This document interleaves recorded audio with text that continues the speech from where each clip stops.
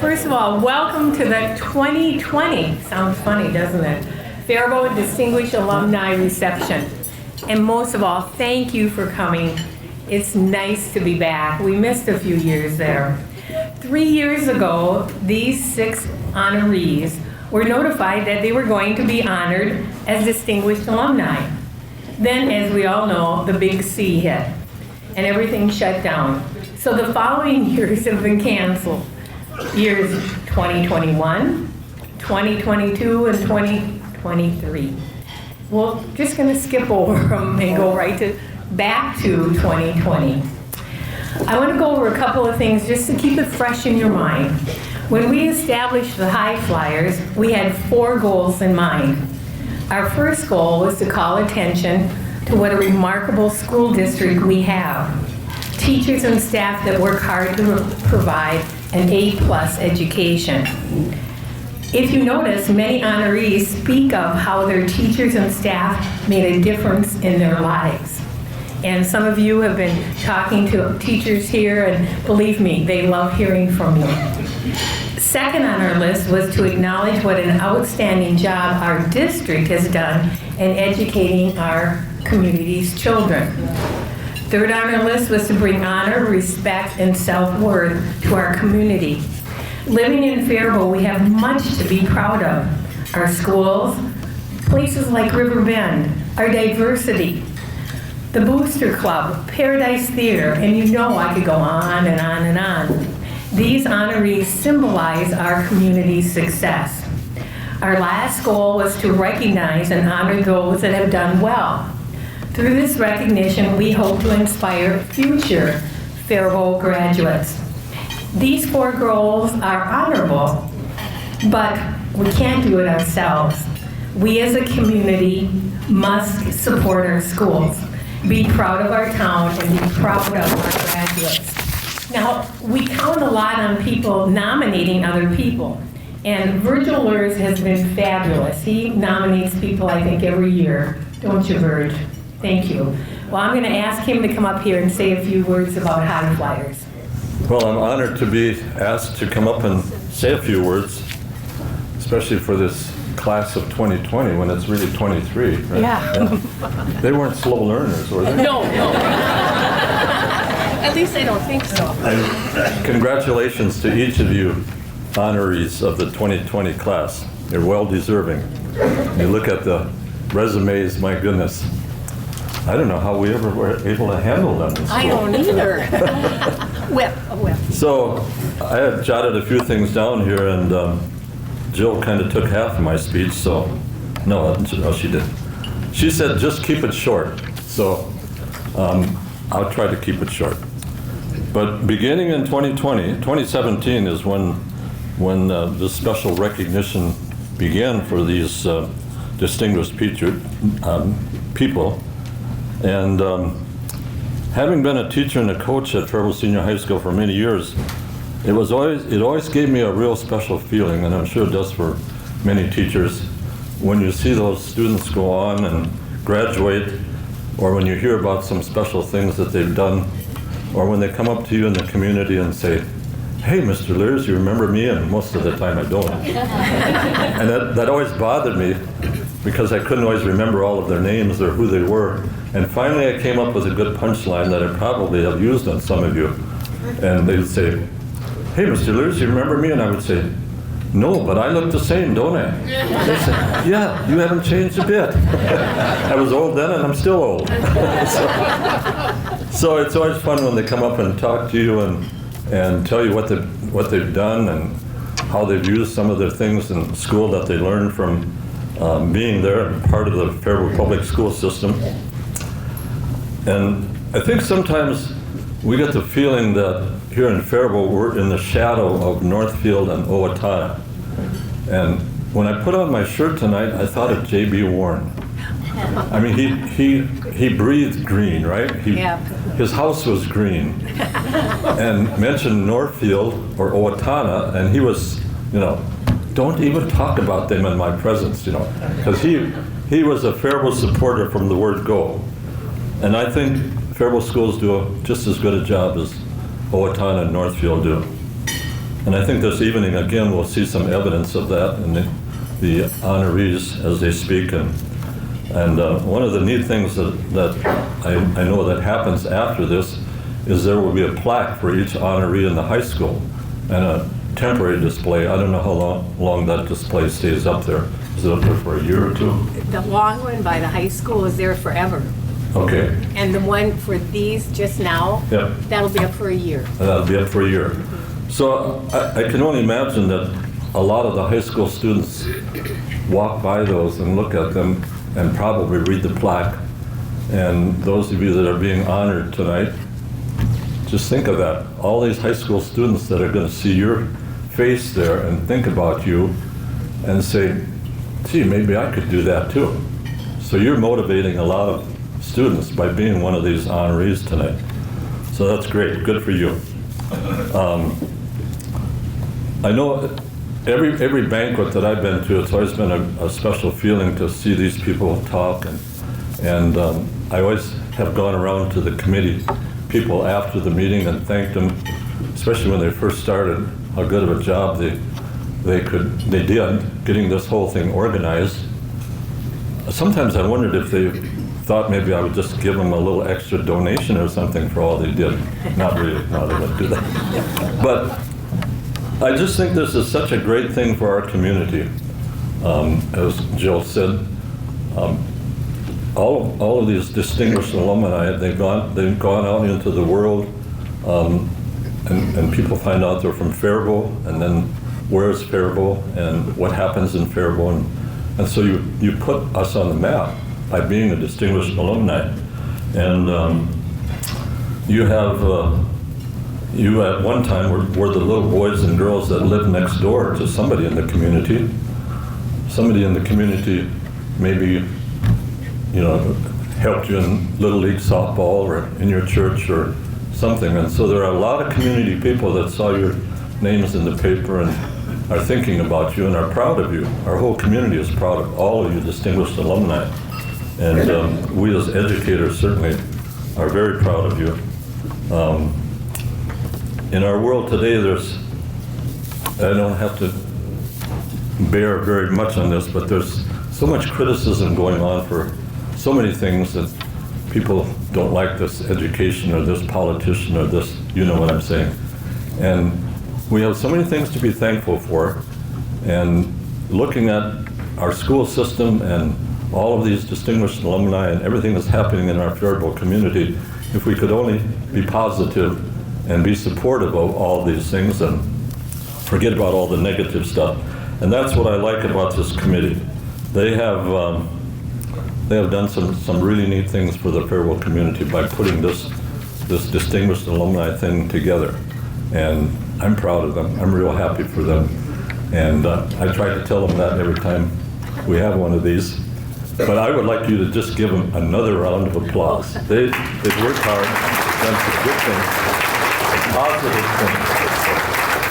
So thank you for coming, and I hope you enjoy the rest of this evening. All right, starting off, Sue Carlin Miller is the first to introduce our first honoree, Ann Carlin. Are you ready, Sue? Let's hear it from that back. Thanks, Sue. You have to really talk into that. Okay. So hi, I'm Patty Carlin Jansen. I'm one of Ann's 5 younger siblings. Thank you all for being here tonight. Growing up, Dr. Seuss was big in our house. Our mom, our first teacher in our home Faribault School District, taught us a lot of our early reading by reading us his books. Very fitting that one of his books, the traditional graduation book, Oh, the Places You'll Go, inspired our introduction for our sister Ann and all the places she has went. With brains in her head and dancing shoes on her feet, to the College of St. Thomas she went with new friends to meet. She went first to London, then China to study, work, and teach. What more exotic places were within her reach? To Pakistan she would go to serve and explore. After humanitarian work there, what would she do for an encore?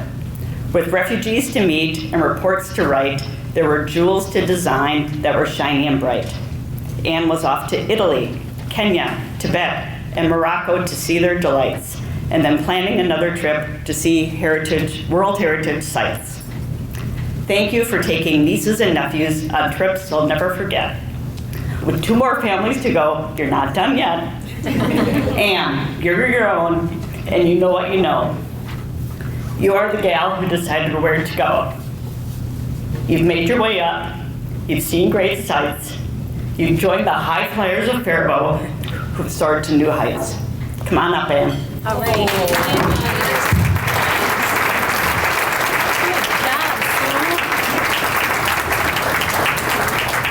Thank you, Patty and Susie, who collaborated on that really creative introduction. And thanks to the Faribault Falcons Alumni Award Committee for this very amazing honor. It's humbling to be recognized, along with all the other honorees, as someone who makes Faribault and Faribault High School proud. And as Patty mentioned, I've lived and traveled extensively overseas since graduating in 1982. And it's been the element that has defined and shaped me as an adult. And a lot of people have asked if I grew up traveling abroad frequently, or if I came from a wealthy family, which is a pretty hilarious assumption if you know anything about my very middle-class upbringing. My parents were both school teachers, and as Patty mentioned, I'm the oldest of 6 kids.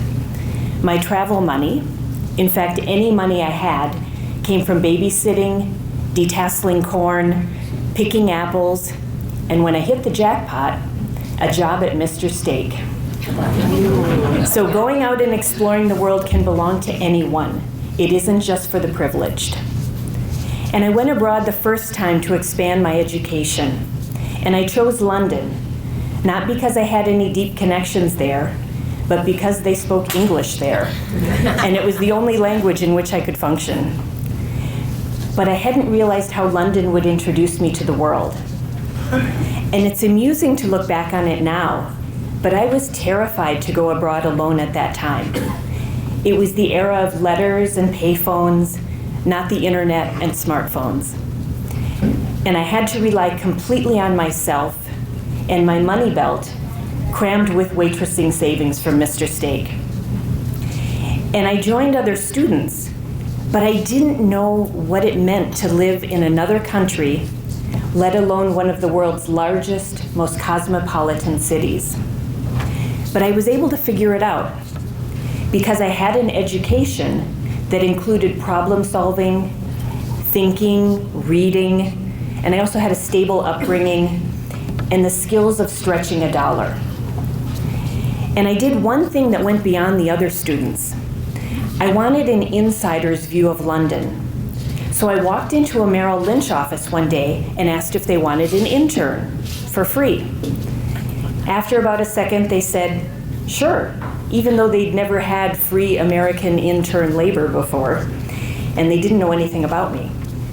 So in addition to my formal studies, I also learned about the global financial system in an office that was truly multinational.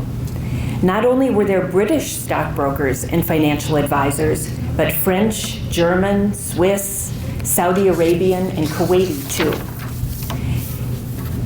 And I hadn't been in a multilingual, multinational environment before, and I found this thrilling. There were different languages all around me, and when I was on the telephone at Merrill Lynch, and this was an era when all the calls came through a central exchange, and I was the operator, the intermediary, answering the calls, and I would hear all these different accents from around the world.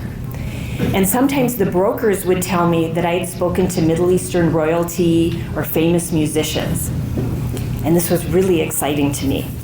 And at the end of the semester abroad, Merrill Lynch gave me a small stipend, and I used it to buy a bus pass to travel around Europe.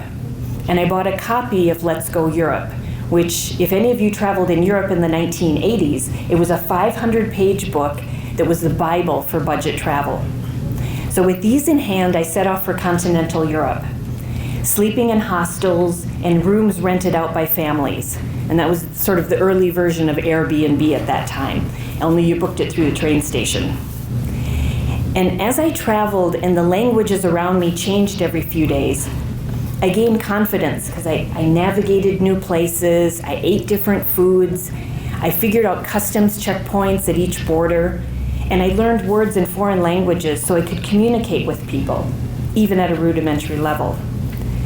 And I saw not only sites I had grown up hearing about, like the Eiffel Tower in Paris, or the Vatican in Rome, or the Berlin Wall from the east side and the west side, I also saw walled medieval towns full of modern Italian life in the Alps. And I slept in a residence for homeless women in absurdly expensive Geneva. And I trekked across fields on a hot summer day to reach Dachau, one of Hitler's notorious death camps, to visit the haunted remnants of its barracks and gas chambers. And this was all a tremendously impactful learning experience for me. I returned to Minnesota, I finished my degree, but now I wanted to know more about the world. And I was still a naive Minnesotan, however, thinking that, well, I knew Europe, even though I didn't speak a continental European language. So I thought, well, I should go to Asia. I don't know anything about Asia. So at a Minneapolis Mr. Steak one evening, I asked another waitress named Sue if she wanted to go with me to China to teach English. And she thought it was a great idea. So we mailed off resumes to universities in China, back when that was how you applied for jobs. And a handful of schools wrote back offering us jobs for the amazing salary of $150 a month, which was less than we made at Mr. Steak. But we were both willing to choose the experience over the money. And that turned out to be key to my learning experiences. In 1980s communist China was about as remote as I could get at the time. I was cut off from the world. The phone calls I booked through an operator to call my family back home never went through. And my mail was read by censors before and if it got to me. And absolutely everything was in Chinese. But you know what? I figured it out. And there was very little that was comfortable or familiar in China, but it was interesting and completely different from anything that I knew. And at the time, there was talk that China and its 1 billion people might turn out to be an important market for American goods. Well, it seems the opposite happened, but I thought that by working in China, that later I could get a job in international trade that would pay me more than $150 a month. But that plan was soon derailed. After finishing the school year in China, Sue and I traveled throughout the country, and we ended up at the border with Pakistan, smack in the middle of the Himalaya mountains, just as our visas were expiring. We had no intention of remaining in Pakistan, but our onward trip to India was delayed by a long holiday weekend, so we couldn't get a visa right away from the Indian embassy. And as logistics coordinator for our travel, Sue was the social coordinator, because we would have failed had we reversed roles. I didn't want to stay in Pakistan's relatively dull capital, Islamabad, for the long weekend.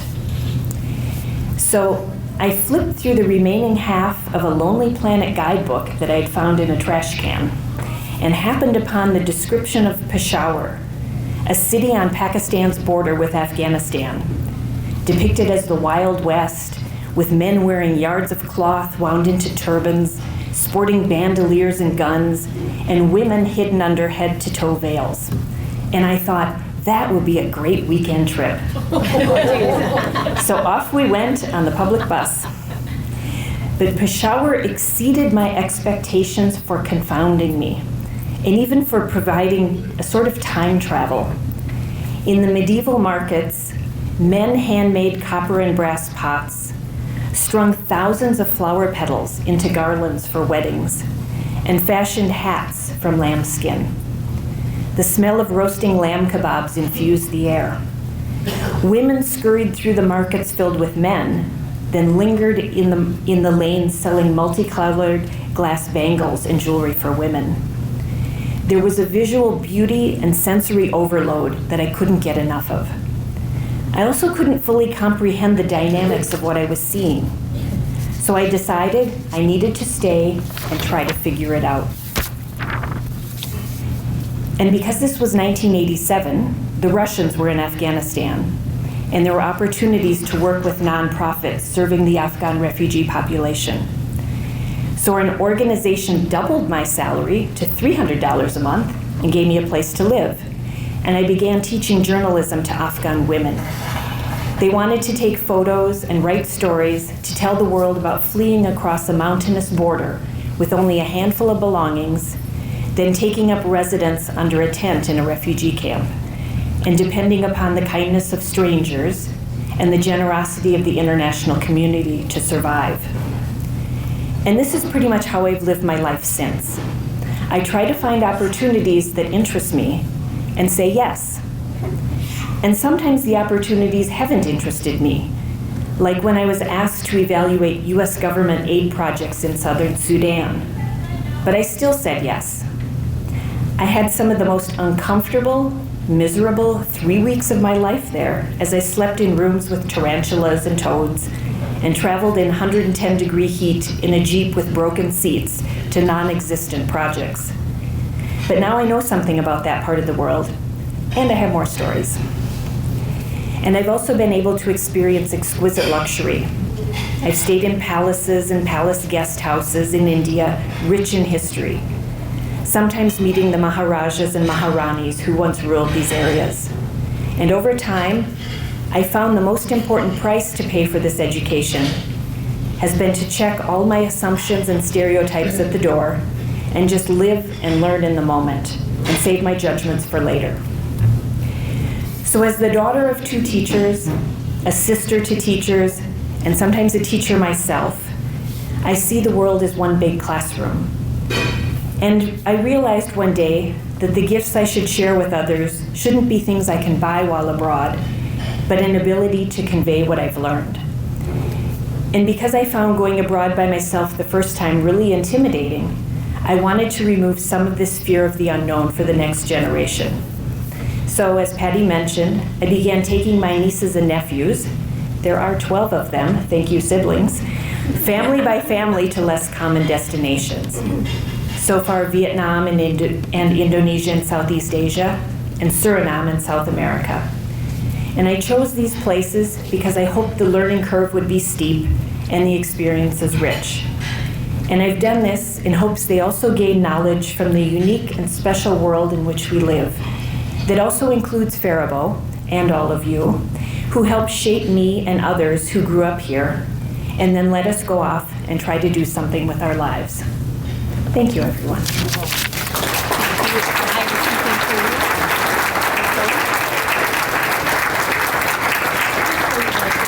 Nancy Holmeyer was a classmate of Robert Detmer and in high school, and she is here to introduce us to him.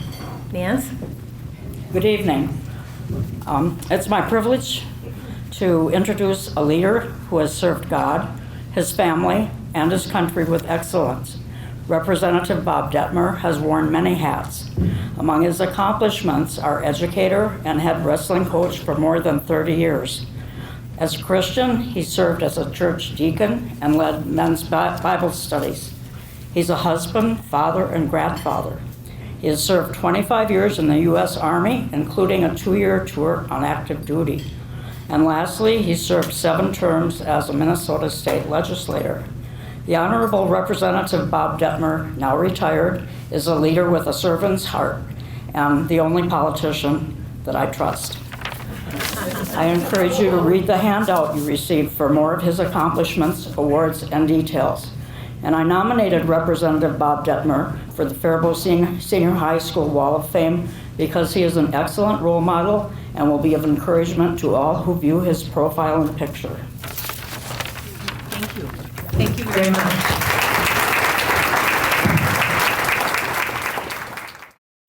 Good evening, and thank you for that introduction. First, I'd like to thank Jill Fagerlin and the rest of the committee for this honor, and Nancy Holmeyer for nominating me, I think it was around 2 years ago. Also, congratulations to the other 5 alumni inductees. I would really have enjoyed addressing you all in person, but my wife and I, Colleen and I, are 1,500 miles from Faribault, here in sunny Florida, where we spend our winters now and will be returning to Minnesota in mid-May. It's been 54 years since I walked through the halls of Faribault High School and graduated class in 1969. My parents, Gordon and Twyla Detmer, provided a wonderful home life for the 5 Detmer kids, Denny, Vanna, myself, Lee, and Scott, on our family's dairy farm. We certainly learned the value of hard work and the value of family, and we're taught that it would be easy to value our lives on our careers and life successes when what really matters is the most is our character, because character does matter. And the best way to do satisfying work is to do it for our Lord and Savior, because He is at work to make us who He intends us to be. In terms of schools, the first school I went to was in first grade. We didn't have kindergarten. We had a one-room schoolhouse just across from our dairy farm. Our teacher was Mrs. Molnar. She taught all grades, 1 through 6. In fact, I was second in my class. But there was only 2 of us in our class. We had an outdoor buffet, coal furnace, and a sink with a hand water pump. The Faribault High School coaching staff did an outstanding job providing good role models for their athletes and positive character development. Then there's Mr. Jim Warren. If you were in school during my years, you probably always will remember some incidents with Mr. Warren. Well, I was sitting outside the cafeteria one day after lunch, talking with my buddies, and also Mr. Warren comes charging up and grabs me by the ear. He drags me up to his office, right in front of everybody. And he sits me down, and I'm sitting there and wondering, what did I do? And I look up at Mr. Warren, he looks at me, and I said, Mr. Warren, what did I do? He looked at me, kind of smiled, and he said, well, I don't want other people to think I favor you. So that started a relationship with Mr. Warren, and I kept in contact my years in college and also when I served in the legislature and as a teacher. Marriage and the family. Well, I met my lovely wife, Colleen, at Bemidji State University. We married in 1972, and we recently celebrated our 50th wedding anniversary. Colleen and I have 3 grown children, twin sons, Rob, Travis, and a daughter, Crystal. We are so blessed with 8 grandkids. Both sons attended West Point Military Academy. Our daughter, Crystal, attended Bethel University. She taught 2 years in Germany and currently is a 911 dispatcher for the Sheriff of Washington County, Minnesota. That is a tough job. Teaching and coaching, I taught and coached at Forest Lake High School for 34 years. Physical education, outdoor education. I coached wrestling, soccer, track. I was blessed with some very talented, outstanding student athletes and families over the years. Many state individual champions, place winners, a team state championship along with 2 third places. I was asked to run for the seat in the Minnesota House of Representatives. I made a decision to attend the endorsement convention. Well, maybe that was a mistake, but I got endorsed. I was elected in 2006 and asked myself, what did I get myself into? Well, I served 8 terms, 16 years, retired this past January. The committees that I've served on are Veterans Military Affairs, Education, Tax, State Government Finance, Ways and Means, to just to name a few. I've also served as the chair of the Veterans and Military Affairs Committee when I'm in the majority, and I'm the lead Republican when in the minority. During my service in the legislature, just to name one area that I concentrated in was veterans. I carried 98 different veterans military-related bills, and 39 of them actually became law. One bill that I tried for 10 years to get through and finally passed to eliminate the tax on veterans' pensions. This past session, we also finally passed a standalone Veterans Omnibus Bill. Well, when I decided to run, I told Colleen that I needed to have a theme for my campaigning. And she said, well, because I always had a theme for the wrestling season, she said, well, all those years that you coached and served, you served your community, served your athletes, the parents. All those years you served in the military, those 25 years you also served your country. And then she said something to me I always keep it in my heart, is that if you go down to the state capitol not being a servant, then you're there for the wrong reason. So the theme of my campaign was always a leader with a servant's heart. Well, in closing, I'd like to thank God for walking alongside me and placing people in my life who helped me make me who I am today. And I'd like to just share with you one last thing is God bless America. In 1938, Irving Berlin wrote these words. God bless America, land that I love. Stand beside her and guide her through the night, through the light from above. From the mountains to the prairies, the oceans white with foam. God bless America, my home sweet home. God bless America, my home sweet home. Again, thank you for this honor, and God bless you all.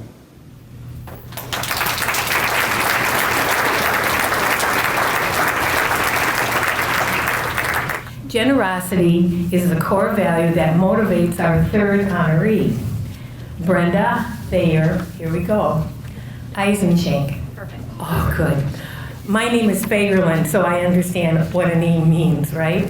Her sister Tammy Thayer was going to introduce her, but we have someone even more special, Mom. Edna, come on up. Tammy couldn't make it. Tammy really looked forward to this event for 3 years, and wouldn't you know, tonight she's performing in a play at Rochester Civic Center, so she couldn't be here. So anyway, I am thrilled to introduce my daughter, Brenda Lee Eisenschenk. The committee, Ellen, did an excellent job with her summary, so I'll try to not be repetitious. It's true that Brenda has always enjoyed selling, starting with malts at the fairground for 4-H and then Girl Scout cookies for Girl Scouts. But my husband Dave was especially leery and skeptical when she said she wanted to start a business for herself.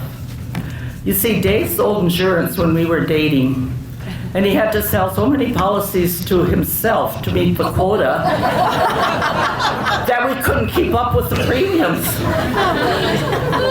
Brenda's major in college is in speech and marketing. Brenda started her business in her home with just herself and the support of her husband, Keith. She wanted to be there so she could be there if her children needed her. They were in elementary school. Her business is called IntelliConnect, and she analyzes businesses, their wishes for technology, such as phones and internets, and develops a proposal for them. She uses terms like voice over, IP, cloud service, SaaS, DOS. Well, I don't know what any of that means. But anyway, I do know that she provides training for her clients and is available 24/7 to troubleshoot for them.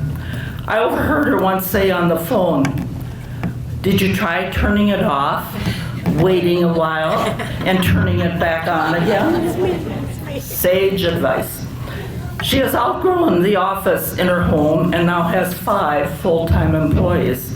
Doesn't sound like many, but it is a lot for an international business with clients in 49 of 50 states. 4 years ago, she was named the St. Cloud Chamber Woman in Business Champion. But what I am especially proud of for Brenda is her core values, which put God, family, and community ahead of business. The hours are flexible and employees are encouraged to take time off to be with family and children for school events and special occasions. She is constantly thinking of ways to give back to the community and encourages her staff to do the same. How many of you know employers that give their staff paid time off to be involved in charitable events? The staff frequently work together to provide such things as soup suppers, golf tournament fundraisers, and filling bags of necessities to give to low-income pregnant women. Brenda jokes that she works half days, but it depends on which 12 hours they are. And so as my daughter Brenda comes up, I'd like to say my motto, Brenda, she believed she could, so she did. All right.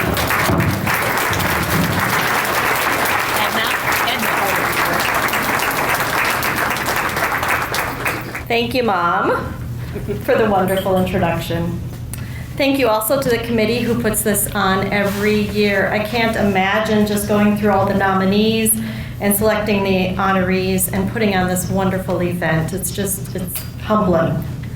Thank you to my sister Tammy, who nominated me and couldn't be with us tonight all these years, being that she was 8 years older than I was. I always looked up to her. And so to have her actually nominate me for this wonderful award is really amazing to me, and it's so special to think of her honoring me with all of my accomplishments. So thank you, Tammy. It is very humbling to be up here as one of the Faribault High School distinguished alums. And congratulations as well to the other 5 honorees. I know we've waited a few years to get up here and talk, so thank you. Today is Earth Day. Did any of you do anything to celebrate it or to make it special? This past Thursday was National Volunteer Recognition Day. So if you would, raise your hand, pat yourself on the back. For whatever you volunteer for, thank you. What is the significance about these 2 days for me? Because both of them have to do with giving back to the earth that we live on, and volunteering of our time, talents, and treasures to make our communities thrive. Generosity, as my mom had mentioned, is one of our 5 core values at IntelliConnect, along with faith, family, respect, and success. My husband and I started IntelliConnect nearly 16 years ago with a crazy idea that I had. But it was a mentor of mine that actually challenged me to think about putting core values to use as the foundation to build the business. And it's those core values that influence us in guiding our decisions that we make, from the people that we hire to the vendors that we select to be partnered with. We hire and fire them, as we like to say, if they don't agree with certain things, and take care of our customers. And also to the customers that we support. Each of these core values or pillars are meant to support one another. Without success, there is no generosity. Without respect, there is no success. And without a strong faith and the right family behind you, there is no respect. I look back early on as a child here, growing up in Faribault, and I can see that the same core values are at the heart of my existence, although I probably didn't know it back then. My faith and my family have always guided me along the way. And the family can be considered beyond blood relatives as well. The family is the Faribault community, the community in which we grew up in. It was the church leaders and the Sunday school volunteers over at Our Saviors who taught me not only about the religious faith, but about the faith that we need to have in each other. A business customer of mine hands out t-shirts every year that says, "People are good, treat them that way." It reminds us to respect one another. Family is the teachers, many of you, the coaches, the custodians, the office personnel, those who helped guide us and were there every day to have smiles on their faces as we walked through the halls of the elementary, high schools, and middle schools. Can't forget the junior high, of course. At Jefferson Elementary, for me, it was Mrs. Norgard, who was always there to greet me with a hug and pat or rub your back and let you know everything's going to be okay. In junior high, I was the dean's daughter, so I was challenged with trying to be good, on my best behavior. But it also really helped having a lot of the staff know me. Ruth and Lyle Olson, and we would never know about the Zoids without Mr. Kaisersat. In high school, Mr. Schultz, you were the one who said to me after I bombed my math test for my early math course, "What are you going to do there when the going gets tough? Are you going to quit? Or are you going to fight back?" Maybe not those exact words, but I'll tell you what, Mr. Schultz, that stuck with me even today. It was Coach Lydia Fitzgerald who taught me a lifelong passion, patience, and perseverance for that wonderful game of golf, which I still enjoy today. Michael J. Hansen taught me to be brave on the stage and perform in front of others. The family also extends beyond to the work family here in the community. Deb and Dan Hendrickson at the Dairy Queen taught me how to put the twist on the Dairy Queen cone. They also taught me how to juggle a work-life balance, be an amazing employer, and a good community entrepreneur. As my mom had mentioned, I have to give a shout out to Girl Scouts. That's where I became the #1 cookie salesperson. very proud of that. 4-H taught me a lot about giving back, being a good steward and a citizen, and the importance of volunteerism. We redid the Warsaw Town Hall, and we uncovered a poor man's cemetery to pay respects to those who had passed before us. I was told many years ago, when my kids were small, that every child should have at least 5 key people in their lives to help mold them and to guide them, outside of their parents, of course. So if you can take a moment, let's just think about those 5 people that would be influential in your lives. Can you name them? Maybe you're spilling over on that second hand because there's actually more than 5. I can honestly say that my education and my experience here in Faribault has caused me to have so many that have helped mold me that it's spilled beyond both hands. It's actually gone down to my toes. So thank you, Faribault, for all of that. Volunteering, being active in the community, and being generous. This is what the ultimate success looked like for me starting a business. We have a small team of 5 people that also share the cultural values that have formed in Teleconnect. And as my mom had mentioned, we give back in many ways with volunteering to the United Way, giving back to several nonprofits in the area of St. Cloud. We also sit on various boards and committees throughout the chamber and other various nonprofit organizations. We spend our time, talents, and treasures, and they may have changed over the year. When my kids were little, I did a lot more with their school activities, booster clubs, youth group leader, and of course the cookie mom for the Girl Scout troop. Now that we're empty nesters, we can focus on the organizations that have a little different meaning to my husband and I. Regardless of where we exert our energy, generosity is still a core piece of who we are. I really want to thank those that came to support me tonight. My mom, who along with my dad are truly the most amazing parents a girl could ask for. My favorite nieces, and I can say that because the others aren't here, Allison Cooney and Andrea Nelson, who gave up their Saturday to be with us, so thank you, and also be here in support of their mother. And then to my husband Keith, who is truly my rock. I'm so glad that our paths crossed nearly 30 years ago. I know, 88. One final thought before I hand back over the mic. When I started my business, I had a key phrase that hung on the wall of my office. And it read, "Success is never wondering, what if?" Success is about taking that phrase, what if, and adding the end to it. It's about creating that plan. So for me, that was about creating a business, putting that plan into action, and seeing where the magic really happens. So in honor of Earth Day and National Volunteer Recognition Day, I would like to just encourage all of you to take that what if thought, put it into action, and help to make this world a successful place to be in. Thanks again to Faribault, to the to the committee, to those that did the judging, or selection, I should say. And thank you. Go Falcons! Yay!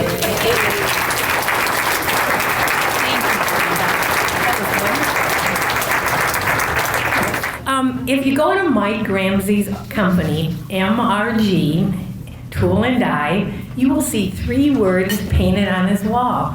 No, he's not one of those guys drawing nasty things. He does wonderful things. One word is integrity. Show it, live it, and feel it. Second word is collaboration. Together we are successful. And the third word is innovation. We create solutions. Sounds like pretty high goals, doesn't it?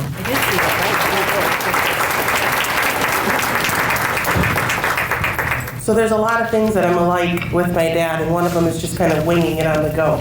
So I was wondering, after listening to these wonderful speeches, what he's all going to get up here to say.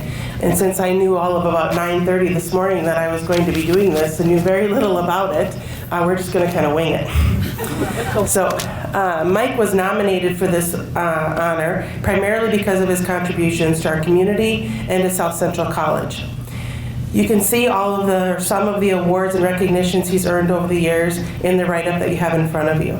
He's the owner of MRG Tool and Die since 1979. Aside from that, he is a humble and generous man who gives to others not for public acknowledgement, but because God has blessed him, and that's just who he is. It is the acts. See, if I would have had more time, I would have been able to compose myself a little bit better. Don't worry, you're okay. It is the acts that he does that most people don't know about that have impacted more lives than anyone in this room will ever realize. This is because at the heart of it all, it's all about relationships for Mike. It's who he is, and it's what's important to him. All of my siblings are here. We all still live in the Faribault area. Mike's brothers and their beautiful wives are all here with us tonight too. He makes it a priority to spend time with his siblings and their spouses. We have get-togethers for dinner. There's 5 of us kids, there's 17 grandkids. And one thing that I've known over the years is that his patience has gotten better as the years have gone. And some things that used to be really important when my kids were little, you know, before you leave, wash the patio door and get the prints off. Now his dog's nose and face and prints are all over and it doesn't matter anymore. So as he's aged, he's also decided that some things just aren't as important, and he's been able to let those go. We've all been taught to work hard, to be honest, to live a life with integrity. We've been taught to give back and to help others, to trust God in all things. Mike cherishes his relationships with all of those that he spends his time with. And for that, he'll always be remembered. Dad.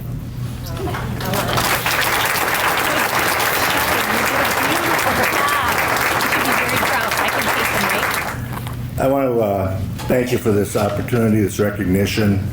Over the years, I've had an opportunity to get several recognitions, which are very meaningful for me. And early on, I used to think, you know, their recognitions really aren't that big a deal. It's something they do, but, you know, it really doesn't make that much difference. But I've found throughout the years, especially the last few years where we get more and more recognition, that really does mean a lot to you. It's very humbling to be recognized and to know that there's people that know what you do, they see what you do, they appreciate what you do. And I never really thought about that throughout my career as we were building the business. So, but I do now, and I do appreciate it. Thank you very much. Like Shelley said, the bio pretty much tells my life story. It's all the high points anyway. But people often ask me, you know, why did I start a business? And it's kind of an interesting question because my dad was a self-employed plaster stucco contractor. He ran his own business. And when I got out of the service and came back to Faribault to start a career, my buddies that were in my graduating class were also in business for themselves, doing construction and landscaping, that type of thing. One ran a nursery. So seeing these other people doing their own thing and being successful at it made me want to do the same thing. So eventually I was able to do that. My goal was to start before I hit 30, but I was 31 before I got it started. So I can't really take credit for the success that we've had, for the things that I'm being recognized for. You know, if it wasn't for my wife that was alongside of me, it wasn't for the stop it, right? If it wasn't for the friends that we had and a couple of good friends I've had throughout my entire career that I could talk to and rely on and get advice from. And if it wasn't for my faith, it would have been very difficult to run this business. So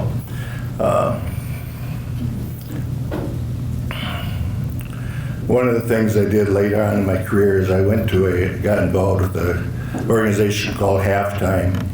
And the point of this organization is to help people that were successful in their life and help them find out what are they going to do with the second half of their life, what are they going to do to be meaningful to something that they're interested in and something meaningful to human mankind. Upon completing the fellowship with that organization, what I found that I was interested in was helping other business owners find more joy and comfort in running their businesses and have fewer sleepless nights throughout the year. I know that I would have had a lot fewer sleepless nights if I had taken this advice myself. But so I formed a business owners group here in town.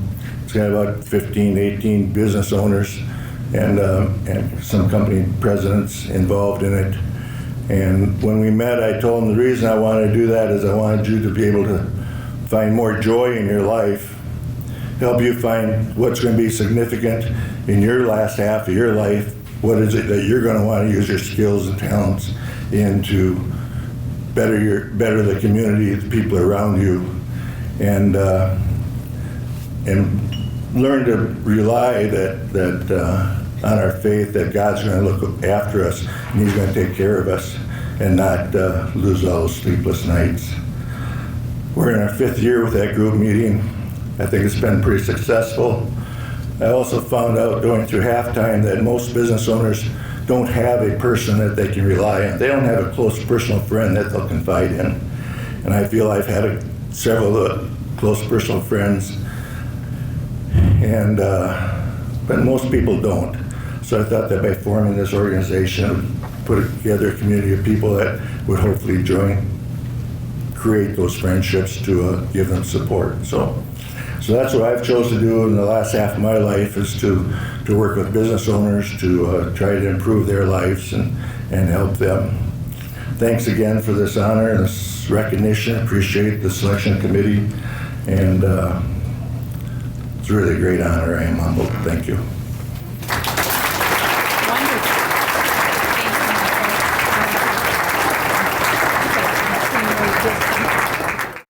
Dan Lipp states that one of his high points of his career was to pay back his hometown, and he did this with monthly cardiology clinics here in Faribault.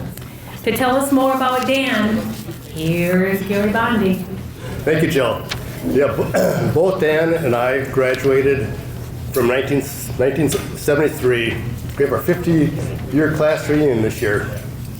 Back in those days, when the Faribault Elementary Public Schools, for 6th grade, they would go to junior high, all 7th graders, so they knew each other all the time. But myself, I was from Nerstrand, and Nerstrand had classes 7th and 8th grade. So when we came to Faribault, it was very uncomfortable because we were the new kids on the block. But Dan was one of those first guys that came and said hello to me and make me feel comfortable at school. And one of the classes we had together were elementary, or Phi Ed. And how many people remember Phi Ed in junior high? We had the white T-shirts with the Faribault Falcon written on there and the green shorts. We ran across 4th Street to Central Park, and that was Phi Ed back then. And then going to senior high, both Dan and I enjoyed music a lot. We both had band, and we had Bill Krinke as our teacher, and getting into choir, our chamber singers and choir, we had Lloyd Hansen, and they were 2 terrific teachers. After high school, Dan attended and graduated from Macalester College and Washington University of Medicine at St. Louis. He also had the honor of graduating from Oxford University in England as a highly respected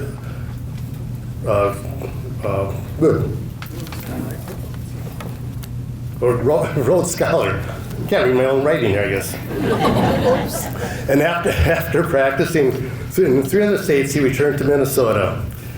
And like Jill said, he came back to Faribault monthly to be the lead Minneapolis Heart Institute outreach cardiologist through Alumni Clinic. He gave back a great gift to his hometown. He most likely has touched the lives and hearts of many of our friends and relatives here through his skill and care he has given. That includes my own Uncle Earl. I'm sure he had that same calm and reassuring voice and presence for his patients and families that he showed me when I was a 9th grader at Faribault Senior High, or Faribault Junior High, I should say. So my pleasure to introduce Dr. Dan Lipp.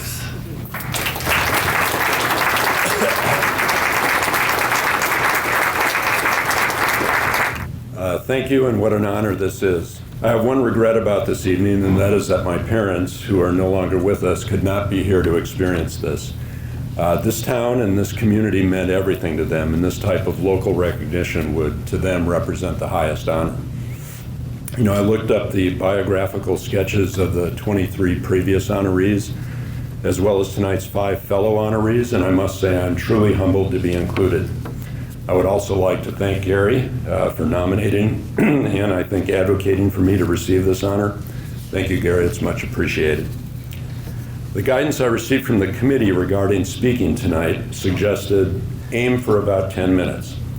Now, this is reminiscent of when, excuse me, I informed my mother that I was planning to eulogize her at her funeral. She was very weak, but she kind of perked up, looked me straight in the eyes and said, "Keep it short." My wife always tells me the same, and even pointed out, you know, it doesn't need to be the full 10 minutes. Now, I didn't honor my mother's wishes, and of course, she was not in a position to stop me. But you're in luck, because I have a lot less to say about myself than I did about her. Oh, nice. Plus, there are people from the committee who can give me the hook at the 10-minute mark. I think it's clear to us that no one makes it through their life and their accomplishments, whether they are viewed as ordinary or otherwise, doing it on their own. We stand on the foundation of others, the foundation that others have created, and on the shoulders of those who have gone before us, and with the guidance and support of those alongside us. Now, I was really fortunate to have a wonderful mother and father. They were short of formal education. They both stopped attending school after the 8th grade, but they were really long on character and values. They were advocates for the value of education, and while they were great supporters, they were also advocates for personal responsibility. They were very clear with me that if and when I got in trouble in school, and I did, that was on me, and I shouldn't come to them to bail me out. My brother Orv, who was in the class of 1963, whose example and footsteps I followed to college, was also a role model. In addition to the benefits of family, I had great friends growing up, several of whom took the time to be here tonight back at what has been described as the rowdy table. I was a little surprised they were willing to part with the $20, so I'm doubly honored. And in an unusual request, Pete Backrack wanted to make sure he was mentioned. So, Pete, there you go. I think we all realize that there are no unimportant jobs. Everyone's role contributes to the society that we live in. I would, however, like to call out one group, one job in particular, and that is teachers or educators. I look back on my years in the Faribault public school system, and I don't think I had a bad teacher. Now, you could say that's the product of a bad memory, but that's not the way I see it. I just never had the impression that someone was only doing the minimum or hated their job. They provided motivation, support, and guidance to me. I contemplated naming every single teacher that I had, and since my mom saved all my report cards, I could do it. But this would run me over the 10-minute limit. So I would also like to recognize the superintendent, principals, assistant principals, guidance counselors, and office staff. I'm reluctant to call out individuals, as so many were very influential, and I don't want to leave anyone out, but I will say that when I saw Cheryl Freund, or that's Mrs. or Ms. Freund to me, was on the steering committee, I thought, maybe things might not work out for me. She had to put up with me in the 8th grade in what I assume was her first teaching job, and I actually did confirm that tonight. And if you look back at the picture, she looked like she was about 12 years old. And then she got me again in high school. But I'm assuming that others on the committee overruled her objections. Yes. In all seriousness, it was a great group of educators who I'm happy to credit and to whom I owe very much. In addition to academics, and as Gary alluded to, there were so many other great experiences that included band, choir, school plays, student council, debate team, and sports. And I certainly wouldn't pass myself off as outstanding in any of these areas, but I did have the chance to participate and grow from them. I applied to one college, McAllister, because that's where my brother went, and as a reflection of my naivete at the time, never even occurred to me that I might not be accepted. So not having a backup plan actually worked out, but it was not very good thinking. In a recurring theme, I had excellent professors, and along the path of my college experience, my interest in people and in science kind of steered me to decide toward a career in medicine, and that's what I plan to pursue after graduation. Now, a Rhodes Scholarship and the chance to study at Oxford, that was not something that was ever on my radar scheme. But in the fall of my senior year, one of my professors suggested that I apply for the scholarship.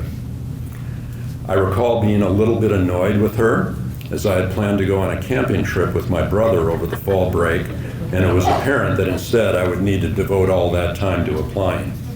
Nevertheless, declining to apply seemed rather impolite, but I judged it to be a long shot and therefore most likely a waste of time. Once again, I was the beneficiary of an educator's efforts, and the long shot came in. I was on my way to England. Now, in an interesting family situation, when I called my brother and told him that I'd won this scholarship, he said, "Wow," and there was a pause. I kind of thought the next word would be congratulations, but he said, "You know what? They'll give those things out to anybody."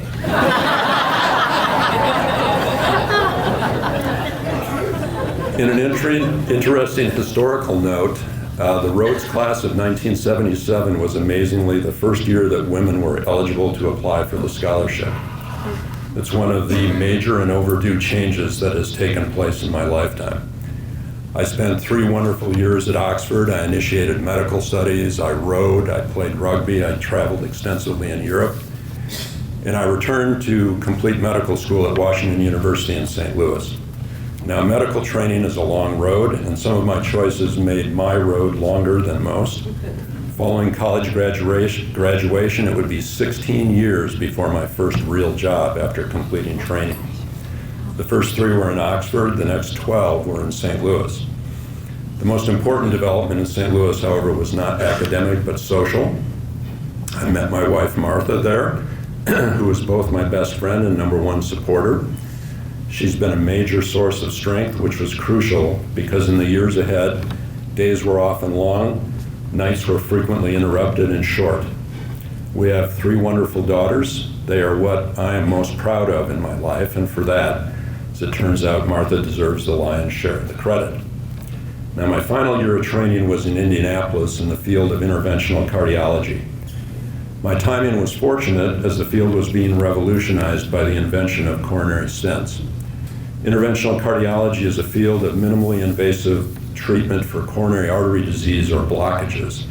It involves gaining access with just a needle to the body's arterial system, either in an artery at the top of the leg or in the wrist. Equipment is advanced under X-ray guidance to the coronary arteries, which are the small arteries that supply blood to the heart muscle itself. And the advent of stents allowed us to reliably prop open these blockages and minimize the risk of recurrence.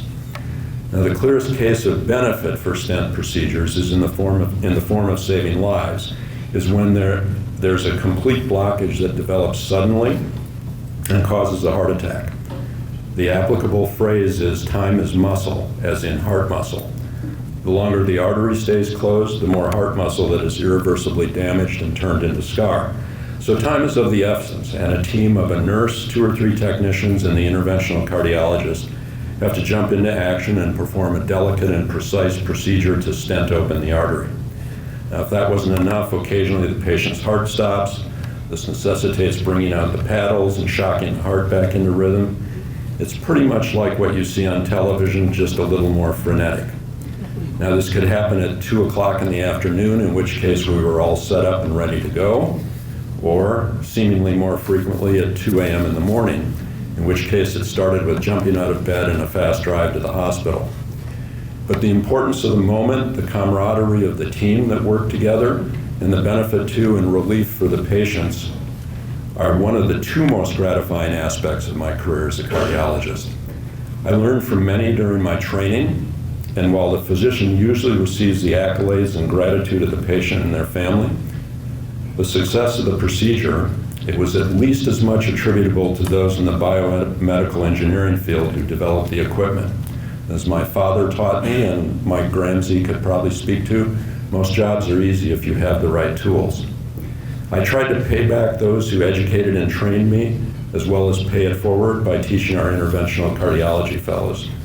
The reward for this effort was seeing their growth, accomplishment, and ability to assume their role in the field in the future. So I returned to Minnesota when I was recruited to the Minneapolis Heart Institute at Abbott Northwestern Hospital.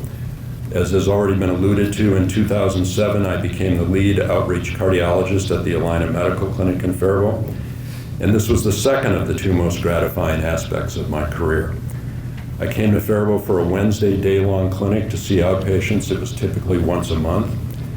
And I didn't really recall this growing up, but apparently I was known as Danny, which was a contrast to the first name I'd become accustomed to for a number of years, which was Doctor. The childhood name became apparent when I would go into a clinic room, and the patient was someone who had known me since, as my father would say, I was in three-cornered pants. And they would greet me with, "Hi, Danny." Or, "You know, Danny, I'm having this pain that I wanted to talk to you about." It was a very comfortable feeling of being back home, and it was a chance to give a little back to this community that has given so much to me. Some of these patients were even former teachers. It was probably a little scary for them. But we got through it. And I was kept humbled by an interaction with one former teacher. When I said that I was honored that he chose to come and see me, he said, "Well, it was the only opening for over a month." The Faribault patients who showed up at Abbott Northwestern and asked if Danny was working in the cath lab and wondered if Danny could do their procedure were a source of great entertainment and comedy for the hospital staff, who did think my first name was Doctor. It was also a point of pride for me that people had that much confidence in me. So I'm wrapping it up. I've been very fortunate. I started with good grounding from my family and friends, and a launch into the world from the educators in the Faribault public school system. Some good luck took me to Oxford for 3 years. I've been blessed with a wonderful family, and I was able to have a career that put me in a position to help others, sometimes in their most critical moments. And finally, I came full circle to take care of people from my hometown. This community and Faribault schools are an indelible part of me, and I'm proud of that. Thank you for this honor.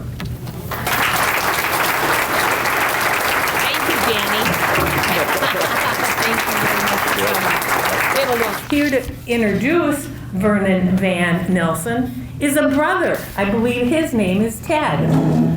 You may recognize that name, Ted Nelson. Did you ever run in your day by any chance?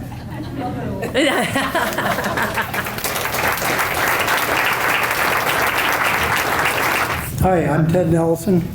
I want to thank Jill and the Alumni Committee for recognizing our younger brother Van Nelson for his career in the Peace Corps.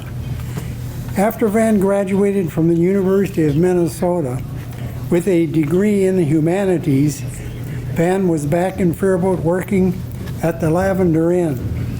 Van had an urge to challenge himself or new horizons, and he joined the American Peace Corps in 1969. The Peace Corps was a vision of John F. Kennedy, of Americans, both young and old, volunteering on foreign soil. As a Peace Corps volunteer, That's all right, I'll hold it for you. Go for it. As a Peace Corps volunteer, Van started in rural Thailand, raising pigs and chicken. He was well thought of. The Peace Corps staff liked his work and the way he communicated with host country people. For a second tour, he taught English as a foreign language in rural Thailand. Van was noted for being in tune with the Peace Corps philosophy. He is a team player with a positive attitude and thrived in a challenging environment. After his years volunteering, Van had an opportunity to join the Peace Corps staff. This turned into a career spanning over 35 years, and along the way, Van acquired his master's degree from the School of International Training. Van started in Washington, D.C. with the Peace Corps staff, training, staging new applicants. From there, he worked on the Peace Corps staff and as a consultant in 30 countries in Africa, Eastern Europe, Southeast Asia, and post-Soviet Union countries, including Russia. Van ended his career as Peace Corps Director in the Republic of Moldova, the Republic of Georgia, and introduced the Peace Corps in the Kingdom of Cambodia. In retirement, Van advises the Peace Corps as a consulting expert. Prior to the pandemic, Van volunteered as an election monitor, and with the approval of the Department of State, monitored elections in democratic countries, most recently in Uzbekistan, Kazakhstan, Macedonia, and the last 4 elections in the Ukraine. With that, our family is proud of our younger brother, and I'd like him to come forward. You did a beautiful job. I hope I didn't bother you, but it's a crazy movie.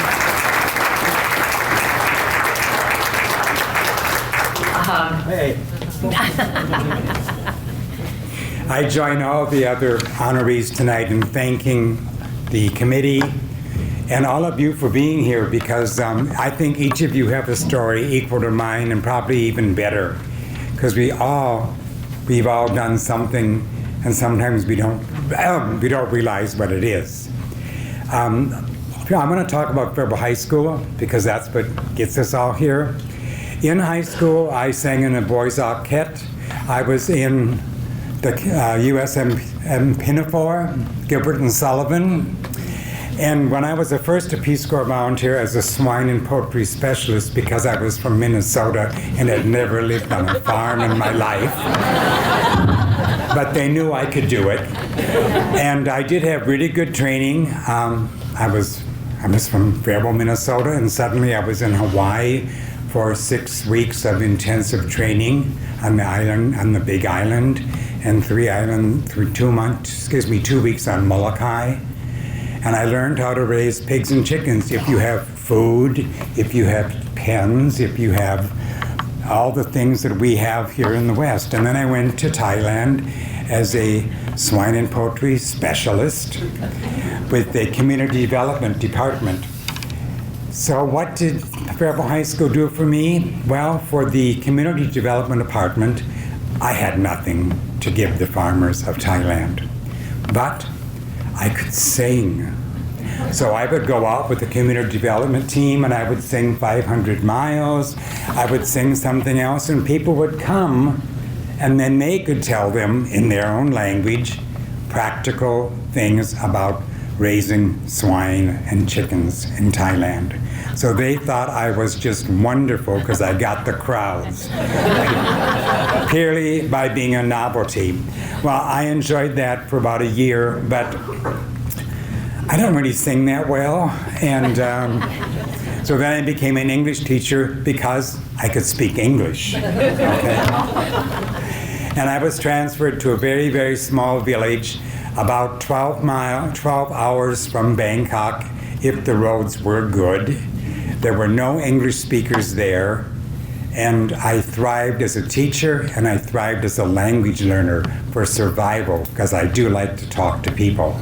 So that's how Faribault High School's being in the choir, being in the male octet, barbershop quartet, and being in HMS Pinafore. So I think anyone remembers Mrs. Silvis from way back when?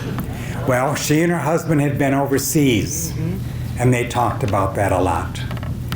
And there was a lot of little tantalizing events at high school that kind of triggered my mind a bit about going elsewhere, seeing more of the world.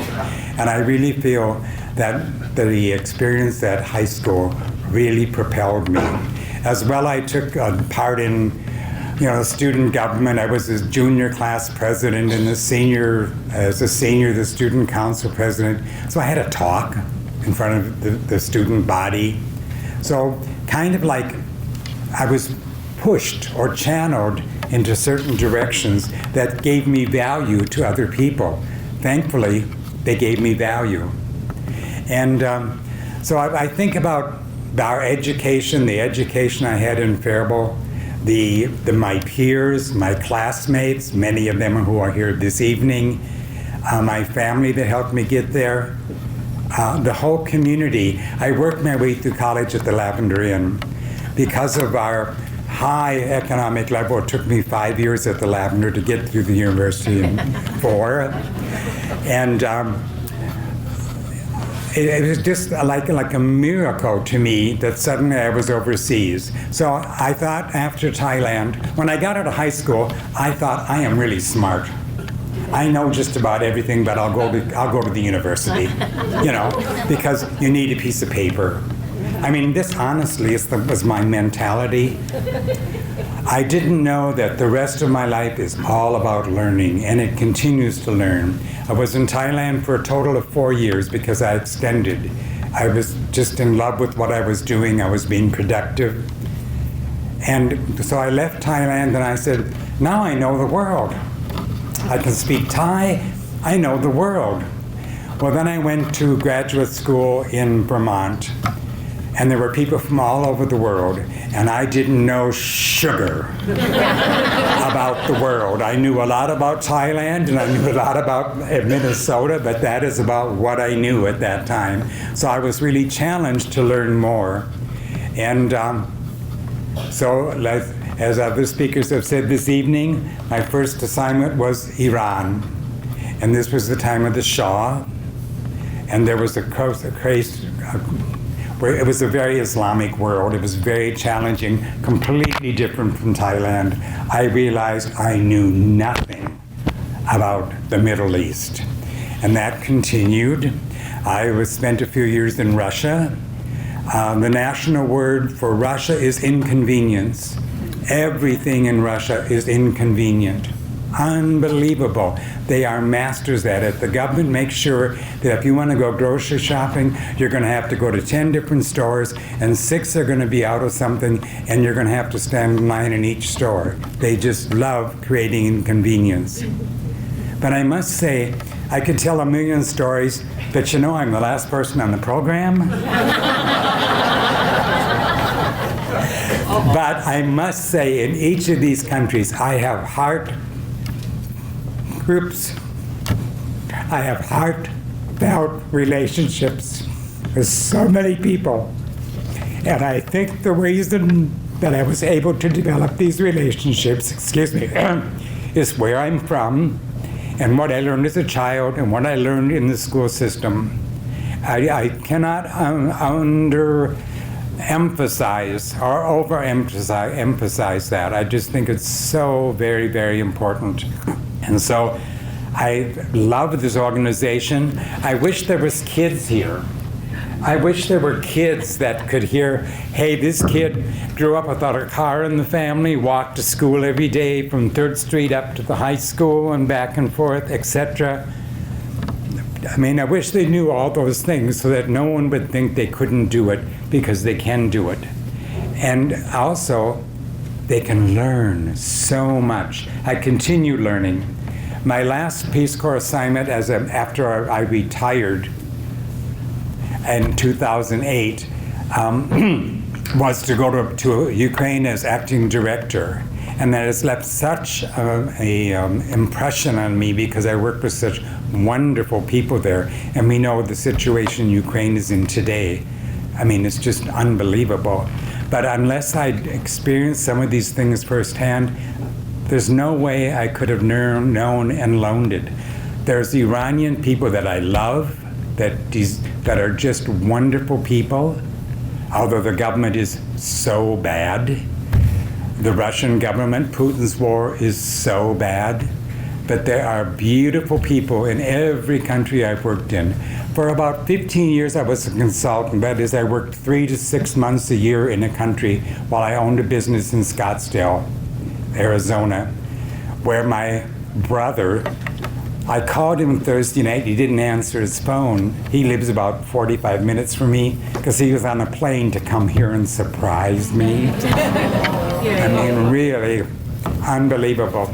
So I am surrounded, I am blessed, and part of that blessing is Faribault High School. The education I received in this community, the support I received in it throughout the years, and I thank you all for being here tonight. I just wish the kids could be inspired by hearing all the 4 or 5 other people talk tonight, because it's inspiring what each of them has done and continues to do.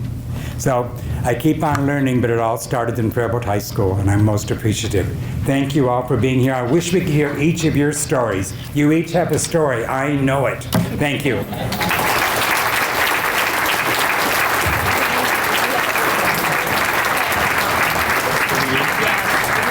You have to be thinking of someone you think should be honored. And there are nomination forms on the table. You can go to the website of the Faribault Public Schools and fill it out. Let us know. They aren't due until the 1st of every year. So if you miss this year, there's always next year. The nominations we receive, we keep for 5 years. So if your nomination isn't chosen the first time, don't give up, because there are a lot of good nominations. But please nominate somebody. We don't want to miss anybody. Because look at the people we found here. How many of us knew all of them before? You know, there were new people. And I think as a steering committee, we keep going, there's more of them, there's more of them. And yes, there are. We hope you continue. And I want to thank everybody for your continued support, because we're still here. Thanks for coming. See you next year.